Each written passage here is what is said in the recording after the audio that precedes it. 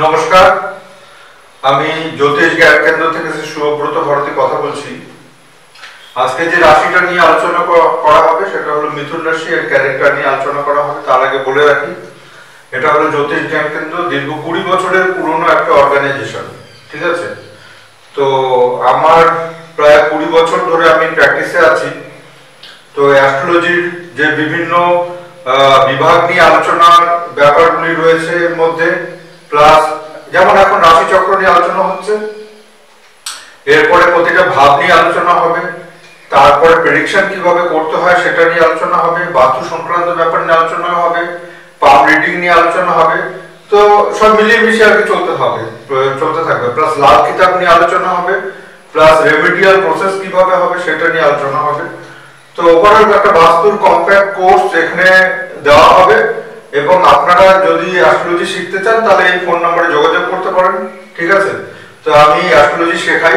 ঠিক আছে, জ্যোতিষ জ্ঞান কেন্দ্রের নামে সার্টিফিকেট ইস্যু করা হয়। ঠিক আছে, তো যাই হোক, এখন মিথুন রাশি সংক্রান্ত ব্যাপার নিয়ে যেটা আলোচনা হবে, তো মিথুন রাশি হচ্ছে বায়ু রাশি এবং দ্বৈত রাশি, পুরুষ রাশি, এবং এর অধিপতি গ্রহ হলো বুধ।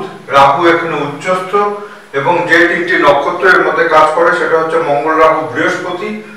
তো এই যে কনসেপ্ট, এই কনসেপ্টটা কিভাবে মিথুন রাশির মধ্যে কাজে লাগানো হয়। তো যেহেতু দ্বৈত রাশি, অর্থাৎ এর মধ্যে ডুয়াল নেচার বা ডুয়াল মেন্টালিটি কাজ করে, তো রাহু কিন্তু ডুয়াল মেন্টালিটি বা ডুয়াল নেচারের কারক, বৃহস্পতি ডুয়াল নেচার বা ডুয়াল মেন্টালিটির কারক, এবং বুধ কিন্তু ডুয়াল রাশি বা ডুয়াল মেন্টালিটির কারক। তো একটা রাশির মধ্যে তিনটে প্ল্যানেট যদি ডুয়ালিটি নিয়ে কাজ করে, সুতরাং এর মধ্যে ডুয়াল মাইন্ডের বা ডুয়াল ওয়ার্কের ইন্ডিকেশনটা খুব বেশি হয়। যেহেতু বায়ু রাশি, সুতরাং এর মধ্যে দেখা যায় যে ব্রেন ওয়ার্ক খুব ফাস্ট। ঠিক আছে, কমিউনিকেশন পাওয়ার, ব্রেন ওয়ার্ক, ক্যাচিং পাওয়ার, এবং বুধের মানে এর অধিপতি গ্রহ বুধ, সুতরাং এর মধ্যে ব্রেন ওয়ার্ক বা কি বলবো, ক্যাচিং পাওয়ারটা খুব ফাস্ট আমরা লক্ষ্য করতে পারি। প্রচন্ড ক্যালকুলেটিভ মাইন্ডের হয়। যেহেতু বুধ এর অধিপতি গ্রহ, সুতরাং এর মধ্যে প্রচন্ড ভাবে ক্যালকুলেটিভ মেন্টালিটি, ক্যালকুলেটিভ মাইন্ড দেখা যায়। ঠিক আছে, ডুয়ালিটি নিয়ে কথা বললাম, এবং পুরুষ তত্ত্ব, তার মধ্যে এর মধ্যে পুরুষের যে সমস্ত ক্যারেক্টার বা নেচার থাকে তার মধ্যে এই রাশির মধ্যে পুরুষ তত্ত্বের আধিপত্য বেশি থাকবে।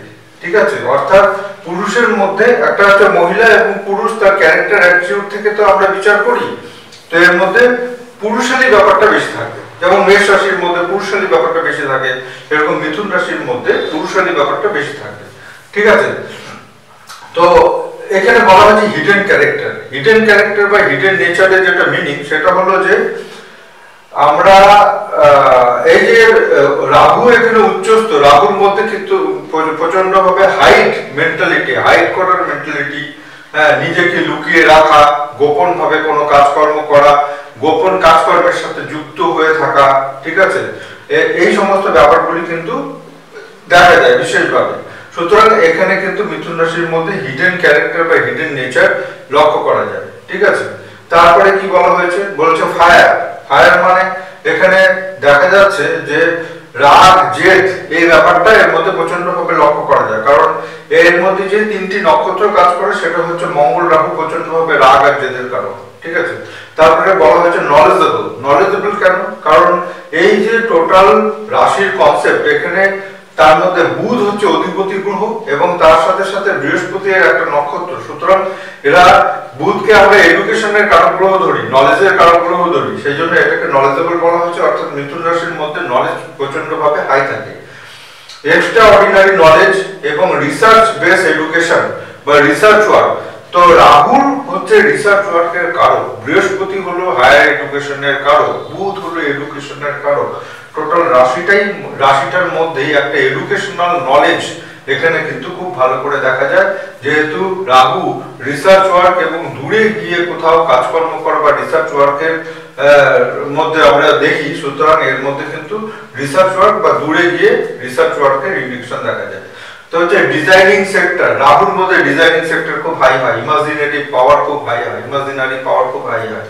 রাহুর মধ্যে টেকনোলজির একটা বিশাল ভাবে কাজ করে। মঙ্গল যেমন টেকনোলজির কারক গ্রহ, রাহু সেরকম টেকনোলজির কারক গ্রহ। তারপর হচ্ছে foreign connection due to Rahu, তারপরে বলা হচ্ছে ফিকল মাইন্ডেড। ফিকল মাইন্ডেড এই কারণে রাহু এমন একটা গ্রহ যে ফ্রিকোয়েন্টলি আমাদের ডিসিশন চেঞ্জ করায়, আমাদের আনস্টেবল করে দেয়। সেই জন্য এখন একজনকে পছন্দ হলো, মিথুন রাশির ক্ষেত্রে যেটা দেখা যায় যে এদের পছন্দের ক্ষেত্রে প্রচন্ড ভাবে মাইন্ড ফ্ল্যাকচুয়েট করে, ঠিক আছে। একটা জিনিস এখন ভালো লাগছে, কিছুক্ষণ পরেই সেটা চেঞ্জ হয়ে যায় সেই ভালো লাগাটা, ঠিক আছে। আবার দেখা যায় যে ওইখানে গিয়ে যেখানে হয়তো স্থান পরিবর্তন করে গেল, সেখানে গিয়ে কিছুদিন স্টে করার পরে আবার চেঞ্জ হয়ে গেল, চেঞ্জ হয়ে গিয়ে আরেকজনের কাছে চলে গেল। তো এরকম ভাবে প্রতিটা ম্যাটার, ওয়ার্কিং সেক্টর, কোন মানুষকে চয়েস বা চুজিং এর ক্ষেত্রে কিংবা ভালোবাসার ক্ষেত্রে এদের প্রচন্ড ভাবে মেন্টাল আপস এন্ড ডাউনস এবং ফিকল মাইন্ডের ইন্ডিকেশন আমরা দেখতে পাই। তারপরে হচ্ছে এদের যে সমস্ত কাজকর্মগুলি আমরা দেখি সেটা হচ্ছে এডুকেশন সেক্টর বেস কাজ করতে দেখি, নেটওয়ার্ক এন্ড কমিউনিকেশন সেক্টর বা মিডিয়া সেক্টর, ঠিক আছে। কারণ হচ্ছে বুধ এবং রাহু এই দুটো প্ল্যানেট হচ্ছে মিডিয়া সেক্টরের কারক, ঠিক আছে। তো তারপরে কি বলা হয়েছে, মিডিয়া সেক্টর, তারপর হচ্ছে ব্রেন ওয়ার্ক এদের মধ্যে, কমিউনিকেশন সেক্টর, মিডিয়া সেক্টর, তারপরে গ্যামলিং বা নেশার জগৎ বা জুয়া, হ্যাঁ, বা এই টোটালটাই হচ্ছে কিন্তু রাহুর কারকত্ব। সেই জন্য মিথুন রাশির মধ্যে এদিকে মানে জুয়ার মধ্যে ঢুকে যাওয়া, লটারি টিকিট কাটা, তারপরে হচ্ছে গ্যামলিং এর মধ্যে আসা, হাই রিস্ক প্রপোজিশনে কোনো কাজ করা। সুতরাং এই সমস্ত ব্যাপার হঠাৎ করে রিস্ক নিয়ে নিতে পারে মিথুন রাশির লোকেরা, হ্যাঁ, না ভেবে চিন্তে হঠাৎ করে রিস্ক নিয়ে নিতে পারে। তো এটা হচ্ছে মিথুন রাশির ক্যারেক্টার। তারপরে হচ্ছে ম্যাক্সিমাম পরিমাণ ক্যালকুলেটিভ, কারণ হচ্ছে যে কোনো কাজ করার আগে খুব ক্যালকুলেশন করে একটা স্টেপ বাই স্টেপ এগোয়। সুতরাং এটা হচ্ছে বুধের কারকত্ব, ঠিক আছে। ব্রেন ওয়ার্ক এদের খুব ভালো হয় রাহু আর বুধের কারণে, ঠিক আছে। বৃহস্পতি এর সাথে লিঙ্ক আছে। কিন্তু চাইল্ডিশ নেচার মানে হচ্ছে অবুঝের মতো কাজ করা, ঠিক আছে, সেটা হচ্ছে চাইল্ডিশ নেচার। এই যে রাহু আর বুধের কম্বিনেশনে চাইল্ডিশ নেচার শুরু হয়ে যায়, ঠিক আছে। তো প্লাস আর কি বলা হয়েছে, চাইল্ডিশ নেচার এবং চিটিং পাওয়ার, এবং এদের মধ্যে ক্যাচিং পাওয়ার খুব বেশি থাকে। ক্যাচিং পাওয়ার একমাত্র বুধ আর রাহু কম্বিনেশনে হয় এটা ক্যাচিং পাওয়ার।